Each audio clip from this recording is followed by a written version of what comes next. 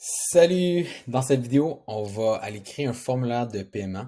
Donc, c'est comme n'importe quel formulaire, mais on va ajouter des options de paiement sur le formulaire. Fait que pour ce faire, on va appuyer sur formulaire, puis après ça, on va aller appuyer sur créer. Et à partir de là, je peux créer à partir de zéro et aller choisir un formulaire de paiement. Puis je vais les concevoir ici. Donc, j'appuie sur créer. Ce que ça va faire, c'est que ça va me créer un formulaire. Il y a déjà des items de préétablis. On va juste les enlever ici. Donc, j'ai un formulaire drag and drop où que je peux rajouter les informations que je veux et on va créer des options de paiement. Donc, si j'appuie sur le plus ici, j'ai toutes les questions standards de tous les autres formulaires. Je peux rajouter signature électronique, acceptation des risques, ainsi de suite. Mais en appuyant sur commerce électronique, c'est là que je vais aller chercher toutes les différentes options qui vont permettre de générer une facture et qui vont donner des options d'achat sur le formulaire de paiement. Donc, si j'appuie sur cours, bien là, je peux aller chercher un cours ici et on va aller voir, ça va ajouter le cours sur le formulaire. Donc, si je viens sauvegarder, il y a plein d'options de plus qui sont dans d'autres vidéos, mais je pourrais acheter un cours sur le formulaire. Peut-être que je vais acheter plusieurs cours. Donc, on a l'option plusieurs cours, ou laquelle aussi qu'on a un lien vers une autre vidéo. Peut-être que je vais acheter un événement avec des billets. Donc, si j'appuie ici, je peux aller dans événements, euh, compétition de gymnastique ici. Puis, ça va créer un item que la personne va pouvoir acheter avec différentes options comme la possibilité d'ajouter plusieurs participants, mais surtout, ça va créer une facture avec un billet. C'est un autre des exemples. J'ai des articles, donc si vous vendez des articles, vous allez pouvoir choisir parmi les différents articles que vous avez mis dans votre compte pour que les gens puissent remplir le formulaire et acheter un article ou de l'équipement. Des pourboires, des dons. On peut aussi rajouter l'option de pourboire ou don, ce qui peut aussi devenir un don mensuel. Donc, ces options-là. Collecte de fonds. Si vous voulez faire une collecte de fonds, on peut créer un formulaire où que les gens peuvent, on peut y mettre un objectif de 6 000 et là, la personne va pouvoir faire un don pour vous rapprocher de l'objectif de la collecte de fonds. On a des items de facture aussi. Donc, des fois, vous allez vendre des cours, vendre des choses et vous voulez vendre d'autres items de facture ou vous voulez juste vendre des items de facture lors d'un contrat. Mettons qu'on aurait une location de salle, puis après ça, ben, il y a un nombre de personnes, puis un prix unitaire par personne. Ou peut-être, est-ce que vous voulez payer pour un nettoyage de la salle après, oui ou non?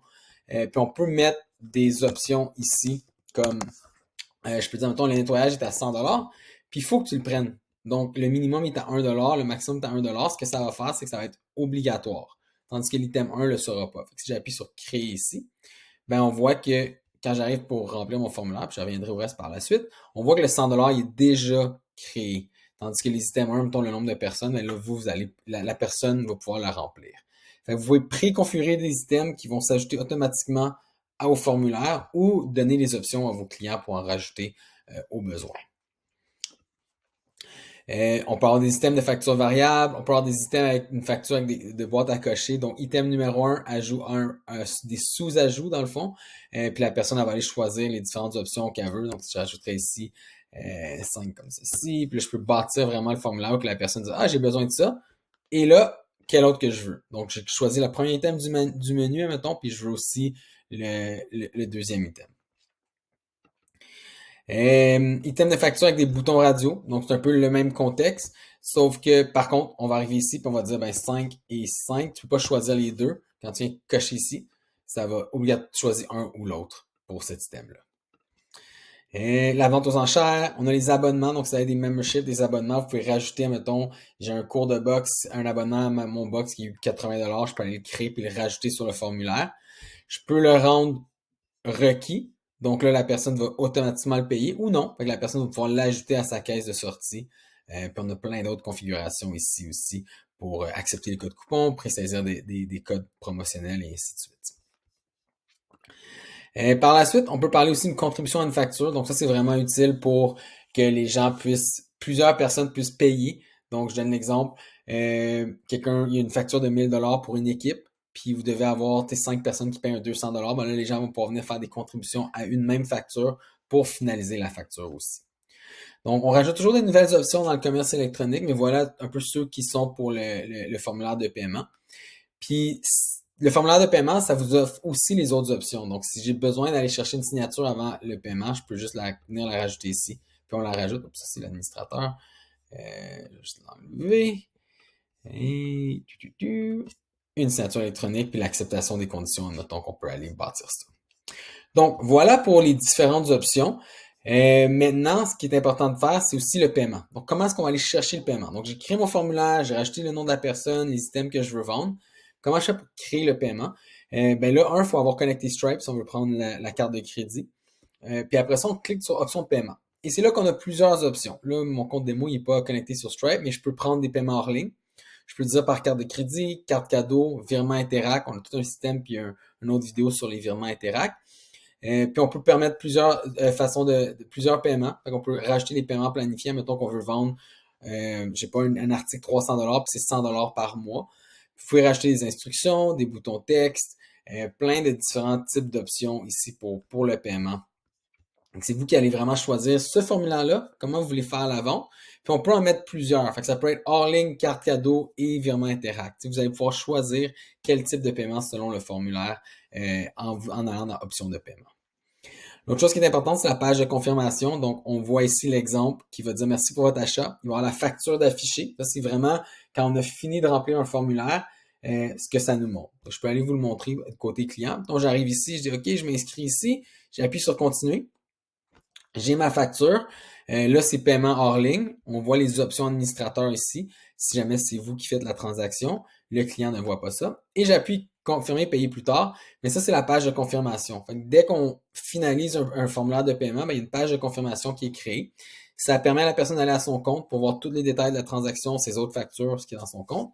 La personne peut aussi télécharger la facture, puis on a à l'image la facture, mais aussi peut-être quelque chose d'autre ici, un texte, un acheté à nouveau ou autre que vous allez pouvoir modifier ici dans la page de confirmation. Ça pourrait être visiter notre site web. On pourrait changer un peu les configurations ici. Puis même ici, il y a certaines configurations, le nom de l'organisation, adresse courriel et ainsi de suite. On va prendre l'information de l'organisation. Fait habituellement, il n'y a pas de changement à faire, mais au besoin, on pourrait aller venir les faire ici aussi. Et donc, on a aussi les options. Ça, c'est super important. Donc, quand la personne va remplir le formulaire, est-ce que vous voulez juste leur envoyer une facture ou est-ce que vous voulez aussi inclure les réponses aux questions du formulaire? Mettons, vous avez une décharge, n'importe quoi. Est-ce que vous voulez que ça soit aussi inclus sur la facture?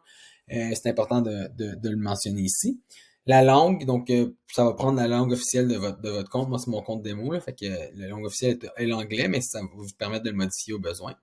On peut rajouter une permission. Donc, quel utilisateur a accès à ce formulaire-là? On peut restreindre certains utilisateurs qui sont pas des administrateurs, qui ont accès seulement à un type de formulaire.